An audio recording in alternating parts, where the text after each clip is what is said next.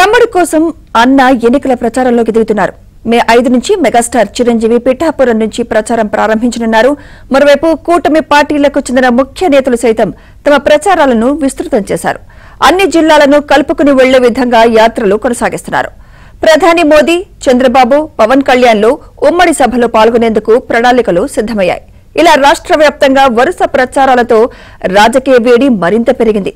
YCP చేస్తున్న అసత్య ప్రచారాలను తిప్పికొడుతూ కూటమి పార్టీల నేతలు ముందుకు సాగుతుండటంతో వైసీపీ నేతల్లో కలవరం ప్రారంభమైంది.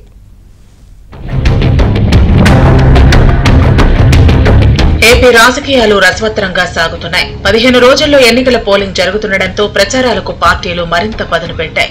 వైసీపీ అధినేత జగన్, ఆ పార్టీ నేతలు నిత్యం అసత్యాలు, అబద్దాలు ప్రచారం చేయటం, సోషల్ మీడియా వేదికగా జనాలతో జగన్ నాటకాలు ఆడుతున్నారు. దీంతో కూటమి పార్టీల నేతలు కూడా జగన్ చెప్పే అబద్దాలకు కౌంటర్ ఇవ్వటం ప్రారంభించారు. ఇప్పటికే చంద్రబాబు, నారా లోకేష్, నారా భువనేశ్వరి, నారా బ్రాహ్మణిలు వివిధ జిల్లాల్లో పర్యటిస్తూ జనాల్లోకి వెళుతుండగా జనసేన అధినేత పవన్ కళ్యాణ్ రోజుకు 2 సభల్లో పాల్గొంటూ జగన్ అవినీతిని నిలదీస్తున్నారు. ప్రధానంగా 5 ఏళ్లలో రాష్ట్రానికి జగన్ చేసిన అన్యాయం, ఉద్యోగ ఉపాధి అవకాశాలు లేకుండా చేసిన వైనాన్ని ప్రజలకు వివరిస్తున్నారు. బీజేపీ పక్షాన దగ్గుపాటి పురంధేశ్వరి రాజమండ్రి ఎంపీగా పోటీ చేస్తున్నప్పటికీ కూటమి సభల్లో వచ్చి పాల్గొంటున్నారు. వీటితో పాటు ప్రధాని నరేంద్ర మోదీ 2 రోజుల పాటు ఏపీ పర్యటన ఖరారు కానుంది. దీంతో ఆ సభా వేదికలపై మరోసారి మోదీ, చంద్రబాబు, పవన్ కళ్యాణ్లు కలిసి ప్రసంగించనున్నారు. ఇప్పటికే జగన్ మాట తప్పి మడమ తిప్పి రాజధాని అమరావతిని నాశనం చేసిన తీరుతో కృష్ణా, గుంటూరు జిల్లాల ప్రజలు వైసీపీ ఓటమిని కోరుకుంటున్నారు. 5 ఏళ్లలో కాపులకు జగన్ చేసిన మోసాల ప్రభావం గోదావరి జిల్లాలపై ఉంటుందని అంచనా వేస్తున్నారు.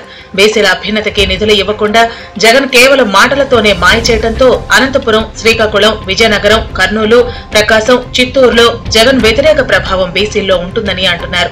ప్రశాంతంగా ఉన్న విశాఖలో ఫ్యాక్షనిజాన్ని పరిచయం చేసే పులివెందుల రౌడీలను దింపుతూ భూ ఆక్రమణలు, దౌర్జన్యాలకు పాల్పడిన జగన్ వైసీపీ నేతలకు బుద్ధి చెప్పాలని ఇప్పటికే విశాఖపట్నం వాసులు నిర్ణయించారని విశ్లేషకులు అభిప్రాయపడుతున్నారు.